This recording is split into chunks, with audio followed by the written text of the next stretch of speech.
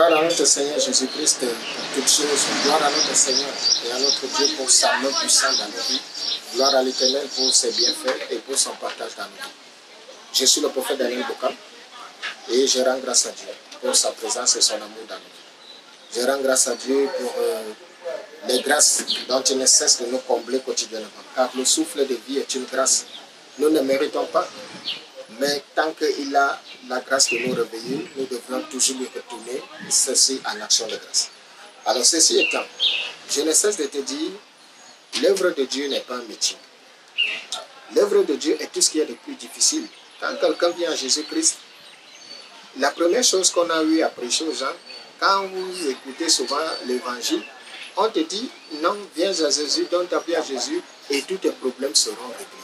Et quand d'aucuns entendent ça, plusieurs personnes viennent à Jésus parce qu'ils veulent que leurs problèmes soient réglés. Une fois qu'ils sont en Jésus-Christ, ils se rendent compte que c'est tout un processus. Les problèmes ne se règlent pas du jour au lendemain. Au contraire, on a l'impression que les problèmes s'ajoutent, ça s'accroît et ça va de mal en pire. Il y a certaines personnes qui sont venues à Jésus-Christ qui avaient tout, qui avaient un bon travail, qui avaient un bon mariage, qui avaient une famille stable, une vie stable, et qui ont tout perdu. Qui ont tout perdu. Et aujourd'hui, ils sont seuls. Et il y a des moments où quand ils restent, ils ont des frustrations. Et un moment où quand ils restent, ils ont souvent des inquiétudes et des douleurs pour se dire, mais tout allait bien pour moi. Mais depuis que je me suis remis à Jésus-Christ, tout va mal. Tout va mal aujourd'hui parce que la nouvelle naissance engage un nouveau processus. Si tu t'es retrouvé dans une terre maudite, si tu t'es retrouvé là où tu étais, qui n'était pas convenable selon Dieu, alors sache qu'il va te noyer de tout ça. Ceci étant, aujourd'hui, je voudrais que nous nous entretenions dans le livre de Matthieu, chapitre 11, du 18e verset au 19e. En voici la théorie. Matthieu chapitre 11, 18 à 19. En voici la théorie. Car Jean est venu ne mangeant ni ne buvant et ils disent, il a un démon.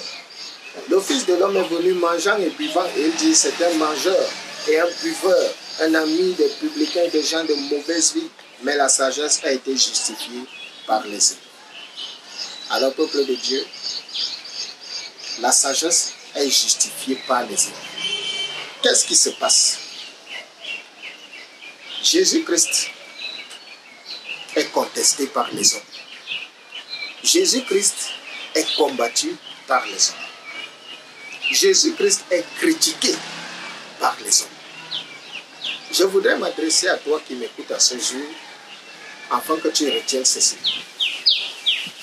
Ils te critiqueront toujours. Ne vis pas pour faire plaisir aux hommes. Ils te critiqueront toujours. Ne vis pas pour que les hommes soient contents de toi. Ils te critiqueront toujours. Tu auras beau faire des sacrifices surhumains, inhumains. Tu auras même beau te sacrifier toi-même. Ils te critiqueront toujours. Il y a une catégorie de personnes qui sont de très bonnes personnes et qui n'ont le souci que de répandre du bien autour d'eux, qui n'ont le souci que de faire du bien autour d'eux. Mais qu'est-ce qu'on leur donne en retour? On les critique toujours. Les hommes sont des éternels insatiables. Si tu commences à vivre dans une logique où tu voudrais que tout le monde soit content de toi, alors attends-toi à être entouré d'hypocrites. Lorsque tu es quelqu'un de vrai, sache que pour la plupart du temps, les hommes te critiqueront toujours. Tu vas faire du bien à quelqu'un, cette même personne te critiquera. Tu vas soigner quelqu'un, cette personne te critiquera. C'est le cas aujourd'hui et c'est ce que Christ voulait nous dire. Ne vivez pas votre vie par rapport aux hommes parce que lors du jugement, nous ne serons pas face à un homme, nous serons face à Dieu. Et tu dois savoir sur la terre que tant que Dieu est content de toi, si toute la terre entière veut, elle n'a qu'à être contre toi. La seule personne qui sera notre juge, c'est Dieu. Alors vis pour faire plaisir à Dieu. Et Dieu, lui, ne te critiquera pas. Dieu, lui, ne parlera jamais dans ton dos. Dieu, lui, il ne te fera pas de coups bas. Mais la plupart des gens qui subissent des phrases ici, c'est des gens que nous avons aimés. C'est des gens que nous avons aimés un jour. C'est des gens que nous avons hébergés. C'est des gens que nous avons soutenus un jour. Et aujourd'hui, tu te retrouves que tu es déboussolé, au lieu que ces personnes viennent en rapport pour t'aider, c'est les mêmes personnes qui se mettent à critiquer ta vie, à te rabaisser, à t'humilier. Et aujourd'hui, Jésus est en train de décrire un phénomène des sociétés. Car il dit ceci, Jean-Baptiste est venu, il ne mangeait, il ne buvait pas. Mais vous avez dit, parce que Jean-Baptiste s'était abstenu car il vous connaissait. Il connaissait votre nature hypocrite et mesquine. Comme il ne voulait pas s'asseoir pour boire avec vous, pour manger, vous avez dit que Jean-Baptiste, il a un démon. Aujourd'hui, moi, je viens, je mange et je bois avec vous. Et vous avez quand même trouvé la force de dire que je suis un mangeur, je suis un buveur et je suis un ami des Philistins, des publicains et tout ça. Comme pour dire quoi? Qu'est-ce que le Christ veut nous faire comprendre? Le message que le Seigneur nous passe, c'est que ne vous attendez pas aux hommes. Ne pensez pas que c'est parce que vous allez leur faire du bien qu'ils seront reconnaissants. Lorsque vous devez faire, si vous avez quelque chose à faire, si votre esprit est en accord avec Dieu, faites-le. Car il y aura toujours des critiques. Et d'ailleurs, le célèbre écrivain, philosophe Philippe Nérico avait dit que là, la critique est aisée et là est difficile. Plusieurs sont là, ils sont forts pour critiquer la vie des autres. Mais leur vie même est un échec. Plusieurs sont là, ils ont de la force. Lorsque vous prenez les devants, ils sont prêts à vous combattre. Mais lorsque vous leur donnez la place pour qu'ils, eux aussi, ils puissent faire pareil, personne ne peut se lever. Pourquoi? Parce que le fort de l'homme, c'est tout juste pour déstabiliser son semblable. Et beaucoup donc, il y a plusieurs personnes même qui sont refroidies dans leur ardeur parce qu'ils ont été critiqués. Tout le monde n'a pas la même capacité. Mais aujourd'hui, je voudrais redire à toutes ces personnes-là, lorsque nous vivons, ce n'est pas par rapport aux hommes. Nous vivons par rapport à Dieu. Et ce que nous faisons, c'est pour Dieu. Et non pas pour les hommes. Même quand tu fais du bien à un homme, tu ne le fais pas par rapport à cet homme. Tu le fais par la crainte de ton Dieu que tu as. Lorsque tu veux faire quelque chose, si tu t'attends à ce que les hommes vont t'acclamer, si tu voudrais que chaque fois que tu fais quelque chose, les gens t'applaudissent, alors tu es entouré d'hypocrites. Il y a aujourd'hui, un phénomène qui me fait rire, par exemple avec les hommes de Dieu. Vous allez constater que qu'est-ce que les hommes font? Nos ancêtres, nos grands-parents, qui sont venus avec l'évangile, ont été des personnes très malheureuses. Pourquoi je dis très malheureuses? Malheureuses pourquoi? Parce que c'était des gens très pauvres. Et ils ont mal interprété le sens des Écritures. Voilà pourquoi, quand vous allez voir, les premiers missionnaires, c'était des gens très pauvres. Et qu'est-ce qui s'est passé? Malgré que c'était des hommes pieux, malgré que c'était des fervents serviteurs de Dieu, les gens trouvaient toujours des occasions pour se moquer d'eux, pour dire, ah, mais vous vous dites que vous servez Dieu, vous avez dit que Dieu c'est pourquoi donc vous, vos vies sont comme ça là? Parce que vous savez, l'être humain est très mesquin. Hein? À partir du moment où vous parlez de Jésus-Christ, tout leur souci, c'est qu'ils veulent vous voir genoux. Ils veulent vous voir genoux devant eux. Et pour mieux se rire de vous. Pour mieux vous demander, mais tu dis que tu pries Dieu, pourquoi ton Dieu est avec arrogance et mépris? Et vous pensez que le Dieu que nous servons peut tolérer ça? Il accepte ça, c'est ce qu'il veut pour nous. Il a dit, ce n'est pas à toi de retourner vers eux. C'est à eux de revenir vers toi. Parce qu'ils te feront la guerre, mais ils ne te vaincront pas. C'est comme ça que ça se passe. Et par conséquent, Dieu doit te préserver d'aller vers tes ennemis demander de l'aide. C'est à eux, tes ennemis doivent venir vers toi pour te demander de l'aide.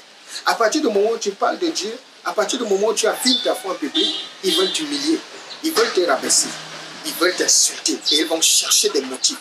Alors quand ils te voient, tu manques de tout, ils se rient de toi en disant, mais tu dis que tu sais Dieu, pourquoi tu n'as rien? Que ton Dieu s'occupe de toi.